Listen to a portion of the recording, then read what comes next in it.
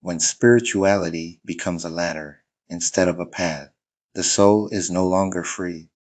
Before names were given, before crowns were worn, before silence learned to fear truth, there was knowing. I do not speak to divide culture. I speak to awaken it. This is not rebellion. This is remembrance. I speak from the root, to the bone of time, to the spirit that remembers itself. So listen not with the ear, but with the soul.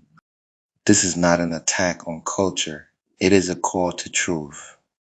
Across Nigeria and much of Africa, groups like OPC, Bakassi, Ekpe, Obuni, Warrior Lodges, and other initiatic brotherhoods once served queer purposes such as community protection, law enforcement before colonial systems, preservation of sacred knowledge, moral discipline, and social order, and initiation into responsibility, not power. They function similar to martial sects or schools in ancient and modern China, hierarchical initiation based, built on loyalty, secrecy, and ritual. It was designed to protect the collective, not elevate the ego. At their root, these were guardians of balance, not ladders for personal domination. Why they now feel lost or spiritually corrupted.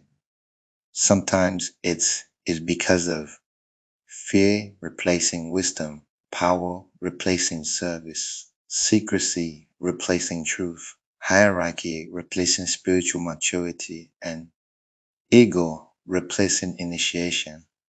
When a system meant to protect begins to measure worth by rank, attach blessings to obedience, trade silence for favor, and reward submission instead of growth, it generally becomes extractive, not initiatory. In spiritual language, this feels like my energy feeds the system, but the system no longer feeds my soul.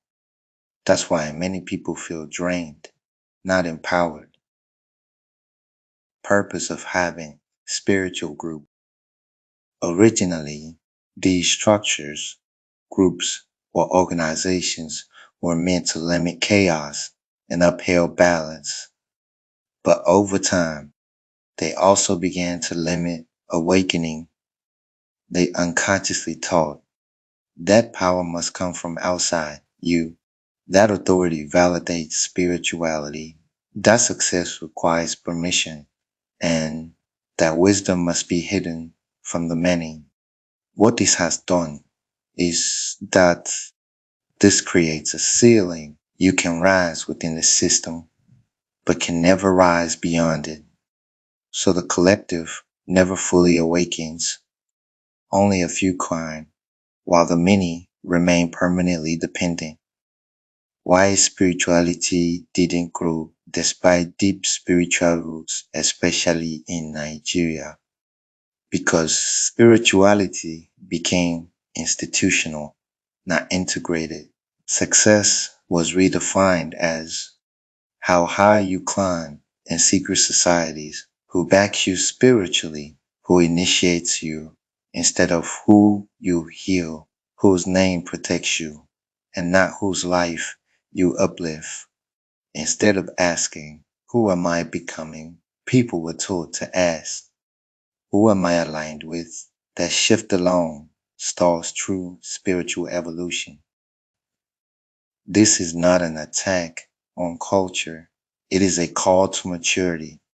In simple words, many of these groups stopped teaching people how to stand on their own spirit and started teaching them how to depend on the group for survival and success.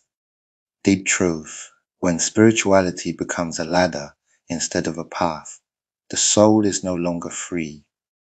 Tradition that cannot evolve becomes a cage.